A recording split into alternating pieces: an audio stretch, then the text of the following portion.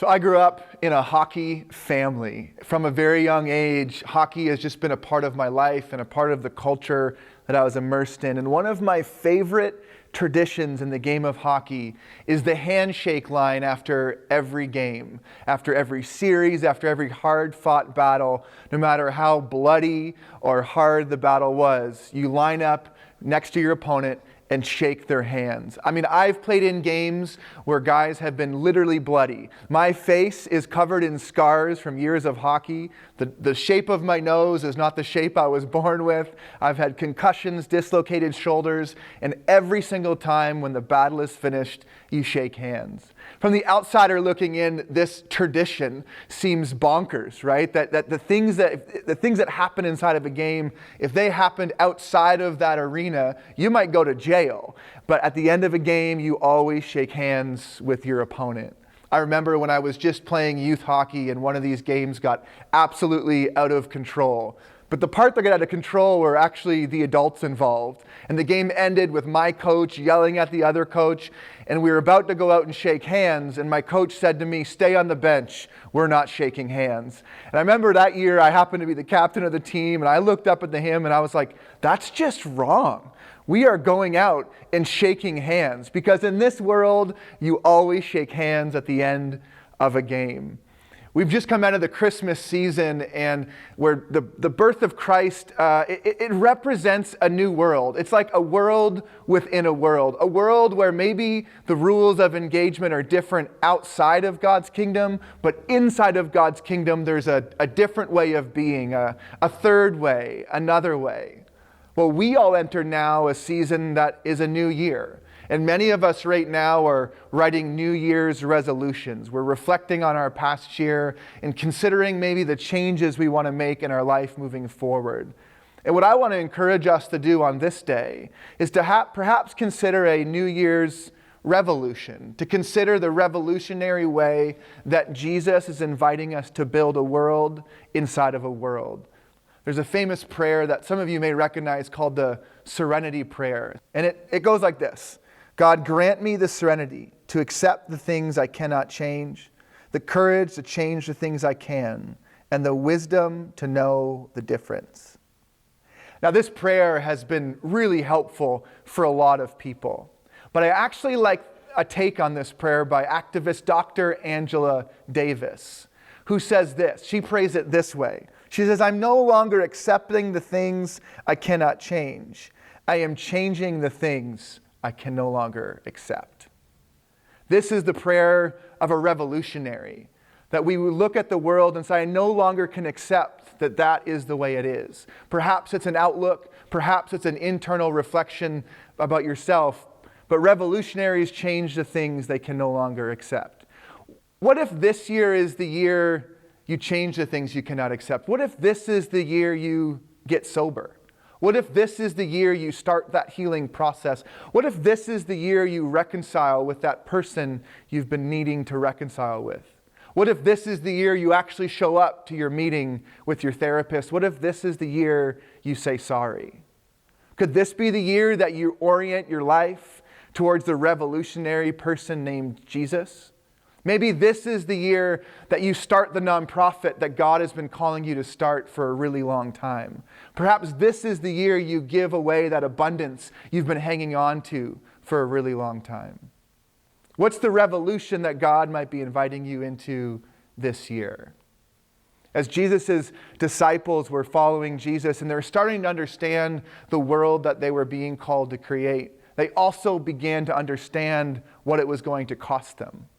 They began to wonder, how could we sustain our lives doing the things Jesus is asking us to do? And so they asked Jesus, how can we pray? Like, how can we pray moving through the life you're calling us to live? And Jesus said, pray this way.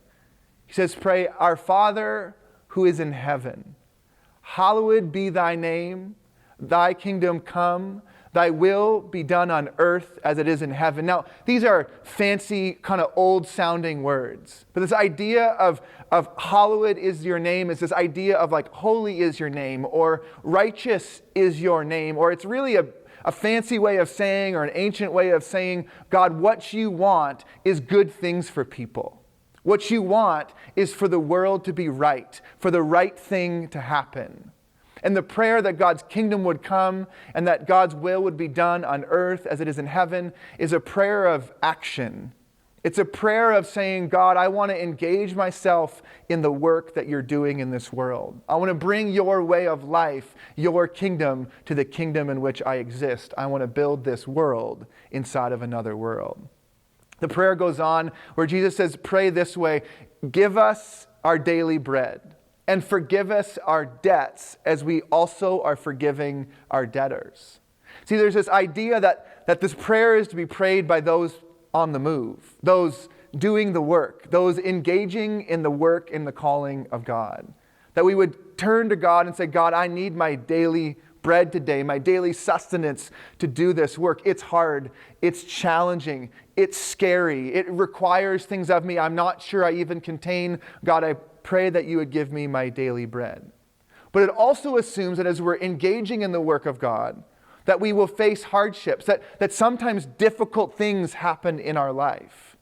But there's this rhythm of these difficult things happening to us, but then also this internal recognition that I participate in causing difficult things for other people. That as harm maybe comes our way, we also realize the harm that we cause the other way. So we are forgiving others as we are being forgiven as well.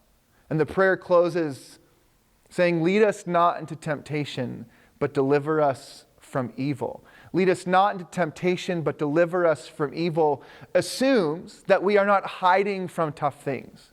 We're not running from the darkness, but we're carrying light into the darkness. In fact, this prayer is a prayer of resistance.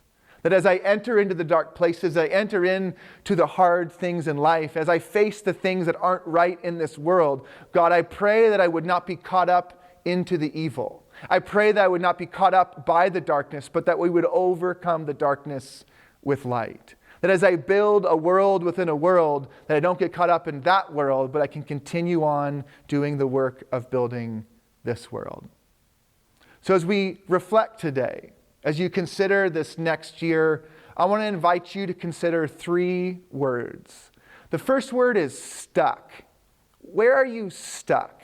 As you consider what God might be inviting you into, as you consider what he might be doing in you or through you, as you long to engage in what's around you, where are you stuck? Maybe you take a piece of paper and write the word stuck on it, and write in all the ways that you feel like you're just frozen. Perhaps where you feel there's a weight on your shoulders you cannot get off. Perhaps areas where you feel maybe imprisoned or trapped. Where are you stuck? First, consider today places you might be stuck. The next word I would encourage you to write on that piece of paper is the word stop. So what is it that you need to stop doing, stop thinking, stop engaging in to get unstuck? Perhaps there's a relationship that might need to end, or boundaries that might need to get put up. Perhaps you need to stop thinking things about yourself you know are not true. Perhaps you need to surround yourself with some different kinds of influences. So that might involve stopping some places that you go. Or maybe you need to change careers, change jobs. But what is it that you might need to stop to get unstuck? And the third word is start. And I think often the problem with New Year's resolutions is this is where we start. And actually, I think if you want to think about the things you want to start, the fruit of it will come if you do good work in the stuck and good work in the stop, and then consider what you might need to start. What do you need to start doing? What is your next step to step into the life with this revolutionary named Jesus?